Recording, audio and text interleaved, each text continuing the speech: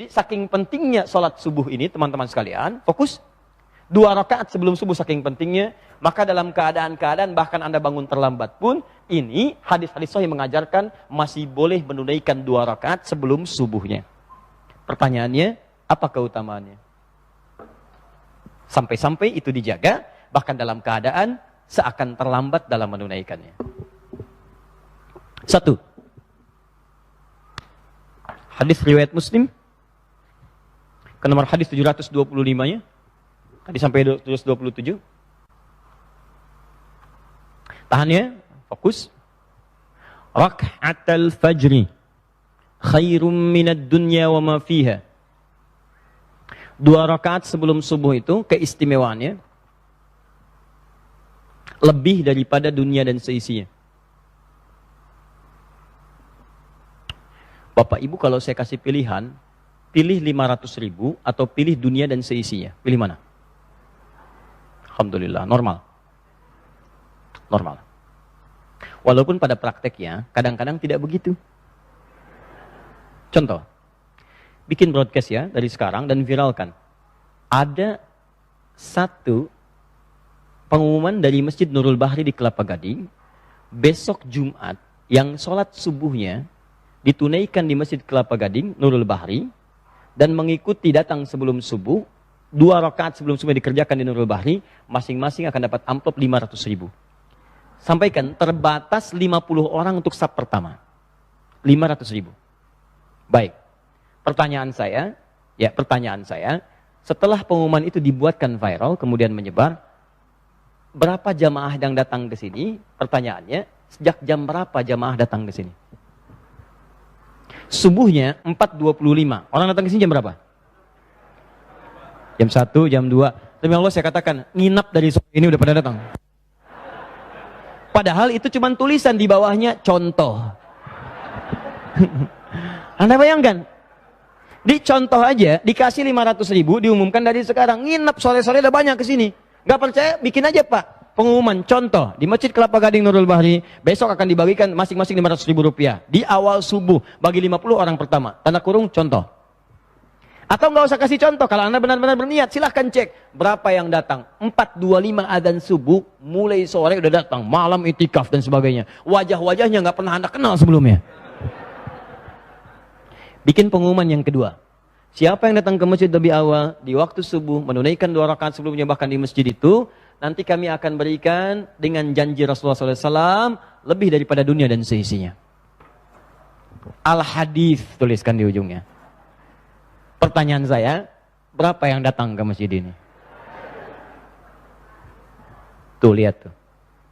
Nah, sekarang, jadi Ustadz, yang dimaksudkan lebih daripada dunia dan seisinya ini apa? Apakah materi wujudnya atau yang lain wujudnya? Nah, ini yang perlu kita sadari sehingga kita punya pemahaman yang kuat tentang ini. Sampai-sampai Nabi pernah mengilustrasikan, kalaulah tahu tentang kemuliaan ini, bahkan orang akan mendatangi masjid atau sholat itu dengan merangkak. Merangkak itu ada dua pemahaman. Satu, saking padatnya orang datang sampai bergeraknya itu lambat. Ya, kan kalau orang lambat itu diilustrasikan seperti bayi yang merangkak, lambat geraknya, saking banyaknya, padatnya begitu. Ya. Yang kedua, ada yang mengatakan bahkan orang yang tidak mampu pun akan merangkak datang. Saking tahunya manfaat di balik itu. Yang pertama, yang dimaksudkan kata para ulama, makna yang pertama itu adalah terkait dengan pahalanya. Pahalanya itu lebih daripada dunia dan seisinya. Anda bayangkan nggak, teman-teman? Baca Quran aja, 1 hurufnya 10 kebaikan. Infak paling minimal 700 kebaikan. Datang ke majelis ilmu, mendapatkan pahala 700 kebaikan. Tapi kalau 2 rakaat sebelum subuh, langsung jumlahnya lebih daripada dunia dan seisinya. Bukan 10, bukan 20, bukan 100, bukan 700. Lebih daripada dunia dan seisinya. Maksudnya, susah ngitungnya. Banyak ya? Banyak pahala.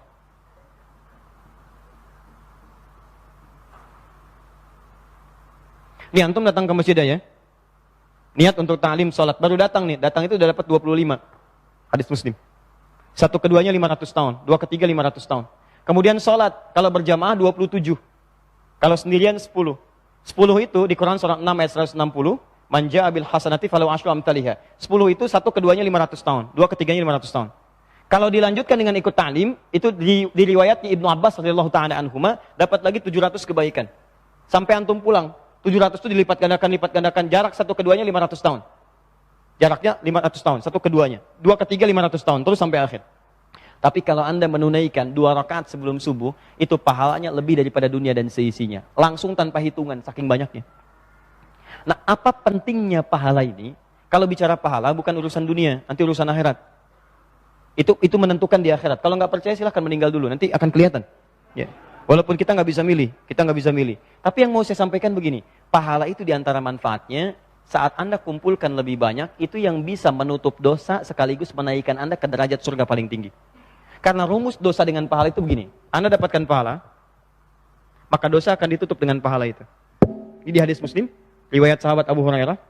Lihat, tu'khadhu hadza min hasanati wa hadza min hasanati. Kalau ada orang berbuat baik, kemudian dia berbuat jelek, maka pahala kebaikan itu akan ditutupkan pada kejelekannya. Ini.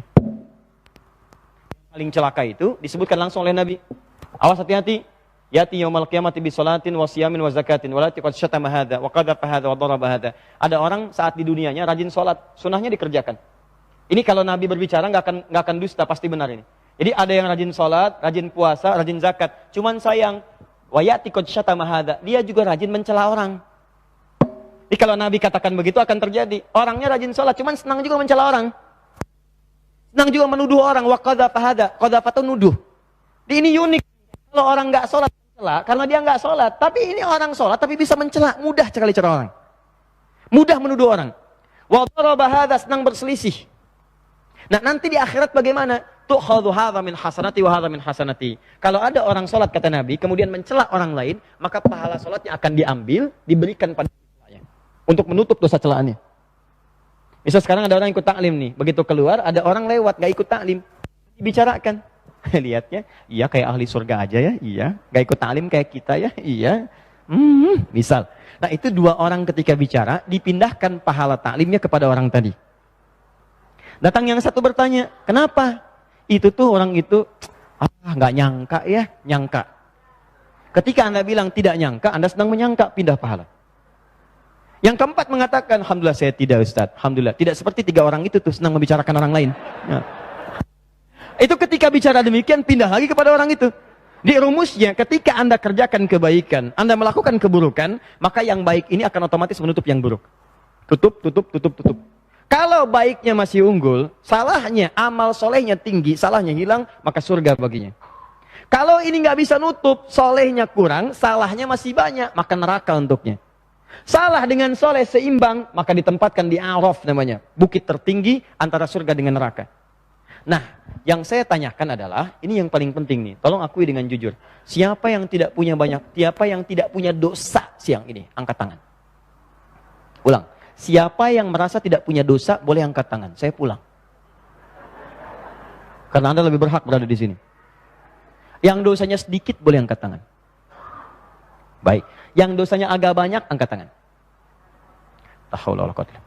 Yang dosanya banyak, angkat tangan. Tahan. Turunkan lagi. Baik. Saya bikin keterangan di sini. Tabel pertama mengakui banyak dosa. Ya. Alhamdulillah. Di tahun sudah berganti tapi kebiasaan masih sama. Datang sendiri, nulis sendiri, nerangin sendiri, ngapus sendiri. Luar biasa. Alhamdulillah. Dosa banyak. Siapa yang ingin masuk surga? Boleh angkat tangan.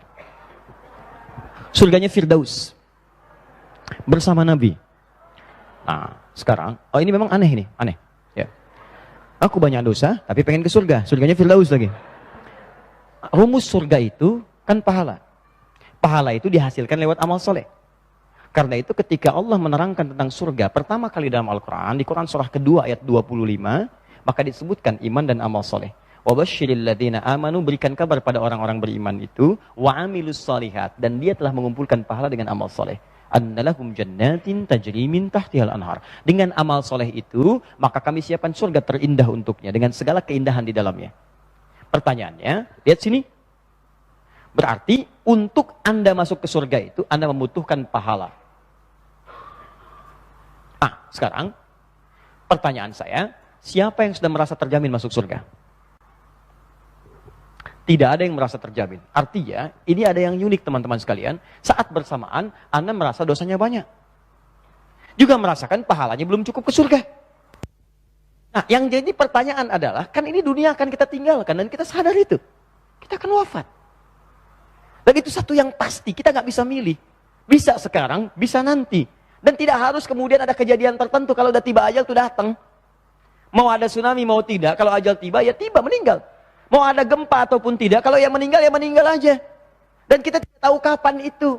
Anda umroh, harap meninggal di tanah suci, tiba-tiba meninggal di tanah kusir. Bisa di tanah abang. Ya, kita nggak bisa pilih. Tapi yakinnya kita itu pasti wafat, kita meninggal. Pertanyaannya, saat pulang itu kan kita tahu sepakat, yang dibawa cuma satu, amal soleh, pahala ini. Nah pertanyaan saya, kalau Anda merasa pahala masih sedikit di sini, dan dosa masih banyak, maka bagaimana cara menutupnya? Sedangkan rumus ke surga itu kan ini mesti banyak, ini hilang. Ditutup nih. Jadi kalau sekarang kita yakin dosanya masih banyak, sementara pengen ke surga, pahala sedikit, nutupnya bagaimana? Maka dalam bab fikih ada satu amalan, ini indah sekali dalam kalimat Nabi. Maka Anda harus memburu dengan cerdas amalan-amalan yang saat dikerjakan pahalanya melimpah. Itu yang disebut dengan sedekah jariyah. Sedekah jariyah itu, sedekah itu bukan sekedar mengeluarkan uang, bukan. Jangan dibatasi dengan itu. Dalam bahasa fikih, kullu ma'rufin sedekah. Setiap perbuatan baik itu disebut sedekah. Salat sedekah, zakat sedekah. Karena itu zakat disebut dengan sedekah. Quran surah ke-9 ayat 103. Infak sedekah. Quran surah ke-2 ayat 264. Salat sedekah. Kemudian doa itu sedekah. Lakukan amalan-amalan. Tapi semua amalan ini ada rumusnya. Kalau Anda ingin mengerjakan satu amalan yang pahalanya melipat mengalir, kata Nabi, kerjakan yang jariyah. Ada thabitah, ada jariyah. Thabitah itu sekali dikerjakan seketika pahalanya selesai. Kalau jariyah dikerjakan pahalanya terus mengalir. Mengalir, mengalir. Bukan cuma menitipkan uang pada sesuatu. Anda punya 50.000, berikan pada orang lapar, berikan makanan. Begitu dia makan, tenaganya mengalir. Dipakai sholat, Anda dapat bagian pahala dari sholatnya. Tanpa dikurangi sedikit. Dengan uang yang sama, belikan mushaf. Belikan mushaf, berikan pada penghafal. Begitu dia ulang-ulang hafalannya. Hafal, baca. Kan penghafal Quran itu pasti bukan sekali baca. Akan terus-terusan. Dan tidak ada penghafal Quran, menghafal Quran cuma seayat. Baca surat aja enggak. Baca satu huruf aja apalagi. Enggak ada penghafal Quran, baca cuma satu huruf. Pahala Quran itu satu huruf 10 kebaikan. Enggak ada penghafal Quran, baca Quran cuma sehuruf. Siapa yang infaknya ini? Itu tuh mushafnya dari Bapak Fulan. Dia mau udah banyak pahalanya, bacanya sehuruf aja. Nun, sudah. Ganti mushaf, enggak ada. Dia pasti berulang-ulang. Dzalikal kitabu, sampai hafal. Itu berapa kali dia ulang, berapa banyak pahala. Modalnya cuma 50.000. Kemudian yang paling menarik, maaf teman-teman, andanya wafat, mushafnya masih ada, dipakai orang lain lagi, Anda masih dapat pahalanya. Yang paling menarik, mushafnya udah hancur, tapi orang yang hafalnya masih hidup, dia mengajar 100 murid, pahala dari 100 murid itu Anda dapatkan lagi. Berapa banyak modal? Cuma 50. Nah, ada yang tanpa modal, nggak usah bayar. Bangun Anda sebelum subuh, kerjakan 2 rakaat, dapat pahala lebih daripada dunia dan seisinya. Cuma 2 rakaat modalnya. Maka ketika dapatkan itu, nih, dosa Anda seperti apa sih? Kalau dosa Anda sepenuh dunia, sepenuh bumi, kerjakan 2 rakaat sebelum subuh. Sepanjang bukan dosa besar. Istighfar di situ, mohon ampunan, sujud dengan benar. Dan yang dimaksudkan sholat 2 rakaat itu bukan sekedar sholat. Ada nanti cara-caranya, itu yang akan kita bahas. Ada caranya, ada rukunnya, ada bacaannya, ada apa yang harus dimohonkan, apa yang kemudian harus ditepikan. Ada. Jika benar Anda kerjakan semua ini, maka diberikanlah oleh Allah lebih daripada dunia dan seisinya. Jadi kalau pahala ini diberikan, dosa Anda yang bertumpuk pada hari itu hilang beberapa bagian. Hilang. Apalagi saat mengerjakan amalan ini, Anda bertobat dari dosa-dosa yang pernah dikerjakan, termasuk dosa besar. Maka Anda berpeluang habis semua dosa itu. Dan mungkin seperti yang pernah terjadi di satu tempat. Ini viral kisahnya. Ya, Masya Allah. Dia seorang yang sangat buruk perilakunya. Kemudian tiba-tiba dia pengen sholat. Orang sudah mulai mengusir dan sebagainya. Kemudian dibimbing oleh seseorang. Dari wudunya, dari sholatnya. Begitu dia sholat, ternyata wafat dalam keadaan sujudnya. Dan dia wafat dalam keadaan husnul khatimah. Jangan pernah nilai orang dari covernya, dari luarnya. Karena boleh jadi hati kecilnya ingin kembali kepada Allah. Begitu ingin kembali, maka Anda rangkul, ajarkan kepadanya. Begitu dia tobat, Anda mendapatkan bagian dari pahalanya. Kalau orang ini masih hidup, setiap dia beramal, Anda mendapatkan bagiannya. Qadar Allah dia haji, Anda belum, maka Anda mendapatkan pahala hajinya tanpa dikurangi sedikit pun. Indah. Paham ya? Nah, maka ini cara memahaminya begini. Makanya kata Nabi, kalau orang tahu tentang ini, orang akan datangi itu 2 rakaat itu dengan membungkuk, dengan merangkak. Datangi, karena tahu ini peluang ini kalau nggak dapat sekarang, nunggu lagi besok. Dan besok itu belum tentu hidup. Itu masalahnya. Jadi kalau Anda sia-siakan yang sekarang, makanya setannya itu kadang-kadang demikian Pak. Dipaksa nonton malam, begadang lewat, subuhnya lewat, 2 rakaat yang nggak dapat, dipaksa nunggu besoknya lagi. Sedangkan besok Anda belum tentu hidup. Ya, begadang jangan begadang lah, kecuali ada perlunya, kan? Nabi juga begadang, ya kecuali ada perlunya. Ada perlunya, silahkan diskusi dengan sahabat dan selesai, beliau istirahat. Jelas sampai sini? Nah, jadi kenapa ini sholat? Kita harus paham sampai ke titik ini, sampai ke titik yang paling dalam. Kenapa dikejar? Kenapa masih ditunaikan? Kenapa seakan-akan terlambat tapi masih ditunaikan juga? Karena yang diburu bukan cuma 2 rakaatnya, tapi keutamaan di baliknya. Itu poinnya. 2, yang terakhir. Keutamaan kedua. Tahan sebentar ya, nanti saya berhenti 5 menit lagi. Yang kedua, kenapa 2 rakaat ini begitu diburu, padahal belum masuk kepada fardunya? Karena 2 rakaat ini ketika Anda kerjakan, di awal-awal waktu, saat azan selesai dikumandangkan, maka juga menjamin keberkahan dari Allah bagi pelakunya. Fi bukuliha. Kejar, kata Nabi SAW, ibadah sholat subuh itu sejak awal waktunya, fi bukuliha. Awal waktu itu dimulai selesai azan berkumandang, kerjakan 2 rakaatnya.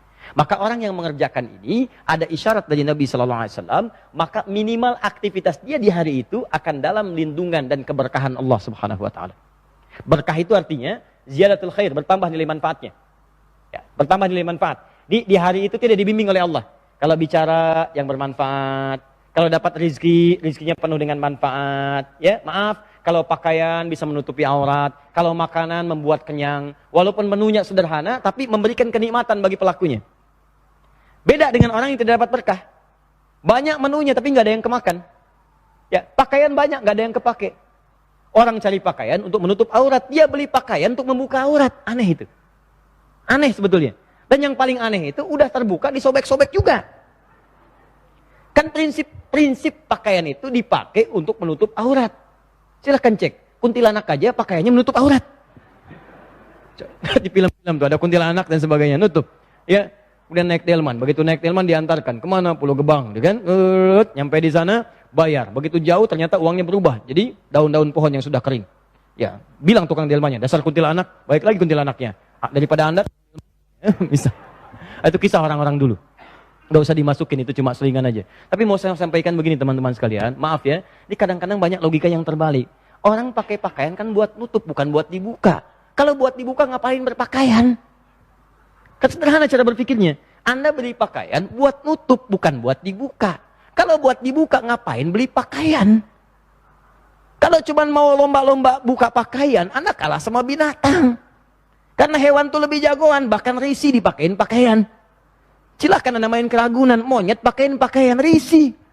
Kalau mau lebih tantangan masuk kandang singa, pakein pakaian. Singa pakai sarung ya. Wah, kalau Anda nggak ditelan, wah coba lihat. Risi. Ini Anda mau lomba, Anda nggak akan menang. Di prinsip pakaian dipakai buat nutupin aurat. Yang paling aneh udah dipakai dibuka-buka, ada yang disobek lagi, ngapain dipakai?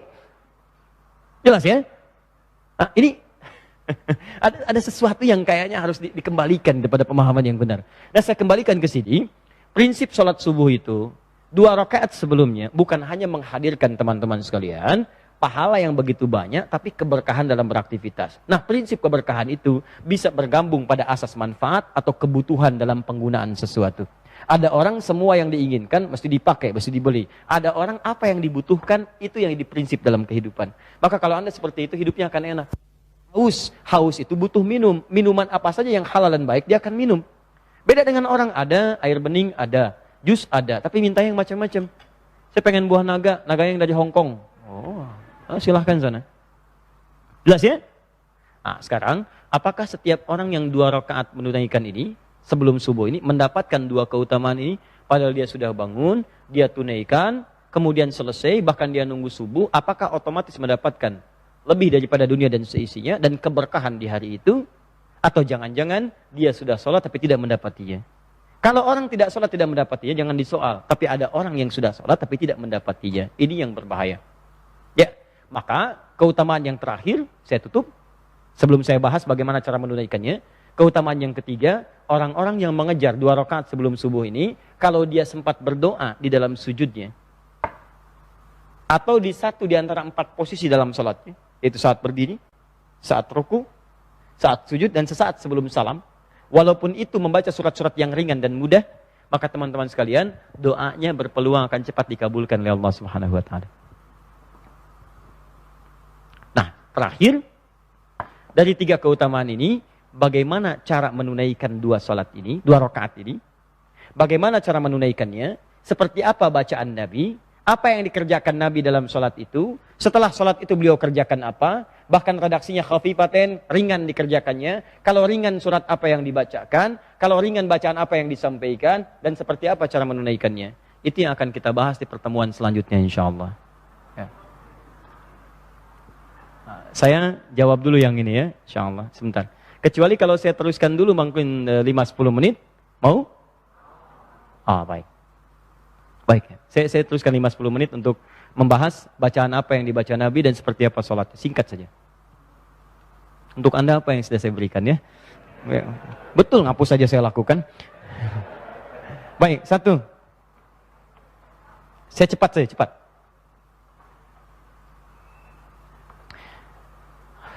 Yang dibaca oleh Nabi, redaksi hadisnya,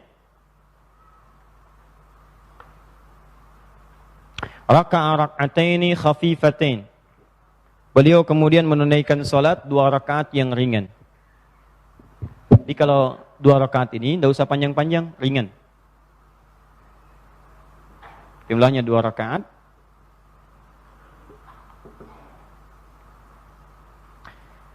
Sudah? Ukuran ringan ini, teman-teman, 1, ada 2 pandangan dari para ulama. Ringan ini maksudnya, pertama dari sudut bacaannya. Bacaan kata para ulama itu lebih ringan atau lebih sedikit ayatnya dibandingkan dengan surat-surat yang biasa dibaca oleh Nabi dalam kesempatan salat fardu. Ya. Kalau baca Nabi itu salat fardu itu rata-rata 100 ayat kan? Maka yang dimaksud ringan itu di bawah 100 ayat. Itu pertama. Kok ketawa? Baik. Nah, ada yang kedua langsung merinci. Bertanya. Jadi kalau di bawah 100 ayat itu spesifikasinya berapa? Tepatnya. Apakah 99? Apakah 90 ayat? Dan sebagainya. Nah, ada yang menemukan langsung kepada detailnya. Di rakaat pertama paling ringan, Nabi membaca surah Al-Kafirun. Qul ya ayyuhal kafirun. Jelas? Yang kedua, beliau membaca surat Al-Ikhlas, rakaat yang kedua. Al-Ikhlas. Ini yang pernah paling ringan didapati. Jadi kalaupun Anda misalnya ingin membaca, misal, ya, surah selain ini, paling minimalnya paling ringan, silahkan bacakan misalnya yang kira-kira panjangnya sepanjang Al-Kafirun. Ya, rakaat kedua yang sepanjang Al-Ikhlas misalnya. Misal Al-Baqarah ayat terakhir, la yukallifullahu nafsan illa laha ma kasabat wa 'alaiha mak, dan sampai ujungnya. Itu kan juga hampir mirip-mirip dengan sejumlah Al-Kafirun kan? Qul ya ayyuhal kafirun kan? La a'budu ma ta'budun wala antum sampai dengan ujungnya. Itu kalau Anda kemudian satukan jumlah hurufnya, jumlah ayat dan sebagainya, itu jumlahnya akan mirip-mirip hampir sama jumlahnya dengan satu ayat tadi. Diboleh silahkan kalau mau baca satu ayat silahkan. Tapi jumlahnya hampir sama menyerupai yang ini. Jelas? Misal, mau 10 ayat silahkan. Anda kalau baca misalnya 10 ayat di surat-surat seperti misalnya Asy-Syu'ara gitu kan. Asy-Syu'ara itu kan nggak kerasa 10 ayat itu kayaknya sedikit sekali. Ya, seperti misalnya di surat-surat Maryam yang bagian-bagian terakhir. Itu 10 ayat itu kayak sedikit banget. Sedikit sekali. Maka ini menjadi relatif. Batas paling minimalnya kata para ulama, silahkan rakaat pertama Al-Kafirun atau sejumlah yang sama dengan jumlah ayatnya atau jumlah kemudian kalimatnya. Yang kedua Al-Ikhlas atau sejumlah ayat yang kira-kira kalimatnya sejumlah surah Al-Ikhlas itu. Paham sampai sini? Baik. Nah ini yang dimaksud batas yang paling ringannya. Kalau Anda mau baca melebihi ini boleh, silakan. Sepanjang menjadi kadar yang wajar untuk menunggu batas subuh di tempat Anda. Misal, batasnya diberikan 15 menit, maka cari yang sesuai. Ya jangan sampai misalnya rakaat pertama Al-Baqarah, ya. Rakaat kedua Ali Imran, ya kan? Masya Allah, orang udah selesai sholat subuh, Anda masih sunnah. Jelas ya? Paham? Baik, ini bagian pertama. Jadi, sholat 2 rakaat ini sifatnya sekalipun banyak pahalanya, tapi keuntungannya ringan dikerjakannya karena bacaannya pun diperpendek. 2. Sifat yang dimaksudkan, sifat tuma'ninah dalam gerakannya. Tadi kan bacaan, ya? Sekarang gerakan. Di dalam hadis-hadis sahih, bisa ditemukan di Al-Bukhari, Ibnu Majah, Abu Daud, banyak. Itu Nabi itu, kalau sudah sholat, apalagi kesempatan sholat tahajudnya, itu lama rukunya dan sujudnya bisa selama berdirinya. Pernah Hudzaifah Al-Yamani radhiyallahu ta'ala anhu, sholat di belakang Nabi. Dan berdirinya itu, yaitu membaca 100 ayat Nabi, rakaat pertama. Kemudian begitu ruku, itu diukur-ukur oleh beliau, antara berdiri dengan ruku, sama lamanya. Jadi kalau Anda baca Al-Baqarah 100 ayat, berdiri misalnya, taruhlah sampai 15 menit. Itu rukunya Nabi sampai 15 menit juga. Saking lamanya. Itu yang paling menarik. Nah, teman-teman sekalian, apa yang dikerjakan dalam rukunya Nabi, sujudnya Nabi, itu ternyata bukan doa-doa yang biasa. Kalau doa yang subhana rabbiyal azim, subhana rabbiyal azim bihamdi, subhanakallahumma bihamdika Allahumma ighfirli, itu doa pembuka. Setelah itu, setelah tenang, rukunya nyaman, sempurna, Anda minta kepada Allah berdoa. Sujud juga demikian. Makanya ada redaksi Nabi memperlama sujudnya. Khususnya di sujud yang terakhir. Anda boleh minta berdoa. Nah, kadar berdoa di waktu ruku, khususnya sujud, untuk 2 rakaat sebelum subuh ini, itu lebih ringan dibandingkan dengan saat beliau menunaikan salat fardu. Itu yang dimaksud ringan, khafifaten, ringan. Tunaikan bacaan dengan ringan, dan lama sujudnya pun atau berdoanya pun ringan. Seakan-akan ingin memberikan isyarat bahwa dalam 2 rakaat ini pun Anda masih diperkenankan berdoa. Silahkan minta. Dalam sujud, walaupun bacaan yang atasnya kul huwallah, kemudian saat sujud dia minta. Kalau permintaan itu sama dengan bacaan Nabi, bacakan langsung dengan lafadznya. Kalau tidak sama dengan bacaan Nabi, tapi ada permohonan, maka saya memilih pendapat ulama yang mengatakan cukup di hati, tidak perlu dilafadzkan. Ya Allah, mudahkan pekerjaan saya di hari ini. Ya Allah, lancarkan rezeki saya hari ini. Ya Allah, jadikan teman-teman saya di kantor senang dengan keberadaan saya. Ya Allah, berkahi pekerjaan saya. Minta. Dalam sujud. Dan tahukah Anda? Waktu antara adzan ke iqamah termasuk waktu yang diijabah oleh Allah subhanahu wa ta'ala. Dan waktu ijabah ini bersamaan dengan sholat yang sangat ditekankan dalam syariat. Ketika satu amalan bertemu dengan satu dorongan yang kuat, maka itulah yang mempercepat pengabulan doa pada saat itu. Itu poinnya. Betapa banyak orang cuma sholat saja, sementara dalam sujud dia tidak berdoa. Jujur kepada diri Anda. Selama Anda mengerjakan 2 rakaat ini, apakah Anda hanya sekedar sujud saja? Ruku saja, kemudian salam? Atau ada di antara Anda memanfaatkan waktu ini untuk bermohon kepada Allah dalam sujudnya? Maka itu di antara rahasianya, 2 rakaat sebelum ini, Anda kerjakan dengan tumanina, ringankan bacaannya jangan terlampau panjang, tapi isi dengan doa dalam 4 posisi utama. 1, saat berdiri. Yang kedua, saat ruku', yang ketiga saat sujud, yang keempat sesaat sebelum salam. Kalau setelah Anda salam masih tiba kemudian waktu masih ada 5 menit, 3 menit, maka apa kebiasaan Nabi untuk mengisi itu sebelum beliau menunaikan salat subuhnya? Itu yang insya Allah kita akan bahas di pertemuan selanjutnya.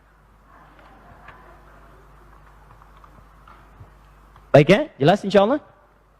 Baik. Jadi saya simpulkan, kalau selepas sholat tahajud, Nabi kemudian beristighfar, mendengar azan. Saat azan subuh apa yang Nabi lakukan? Menjawab azan. Baik, setelah azan selesai apa yang beliau lakukan? Berdoa, selesai azan, baru bergegas menunaikan 2 rakaat sebelum subuh. Baik, dibacanya panjang atau ringan? Ringan. Baik, dalam sujudnya hanya sujud atau berdoa? Berdoa. Keutamaannya apa? Lebih daripada dunia seisinya. Yang kedua apa? Menghadirkan keberkahan. Yang ketiga, mempercepat terkabulnya doa. Baik, nanti ada amalan yang kalau Anda kerjakan ini, maka teman-teman sekalian berpeluang dosa-dosa Anda digugurkan pada saat itu. Sebanyak apapun. Ya, apa amalan itu? Itulah nanti yang kita bahas di pertemuan berikutnya.